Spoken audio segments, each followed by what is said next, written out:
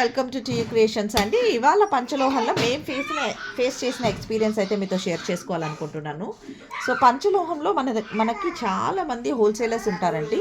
కాకపోతే every wholesaler చాలా జెన్యూన్గా చేయాలి అనేసి ఎక్స్పెక్ట్ చేస్తుంటాము. ఎందుకంటే మేము కూడా హోల్సేలర్స్ నుంచి తీసుకొచ్చేసి ప్రోడక్ట్ని అయితే సేల్ చేస్తుంటాం. సో ఇలాంటి ఎక్స్పీరియన్స్ ఇంకొక కస్టమర్స్కి రాకూడదని చెప్పేసి మేము ఇది మీకోసం షేర్ చేస్తున్నా అండి. ఈవెన్ దో నా దగ్గర తీసుకునే కస్టమర్స్కి ఎవరైనా కూడా మమ్మల్ని నమ్మి ప్రోడక్ట్ కోసం తీసుకుంటారు. సో అలాంటి వాళ్ళకి మేము ద బెస్ట్ 100% రిజల్ట్ లాగా ఉండే ప్రోడక్ట్స్ని ఇవ్వాలి అనుకుంటాము. కానీ నేను ఇది ఒక ప్రోడక్ట్ తీసుకున్నానండి ఒక హోల్సేలర్ దగ్గర నుంచి.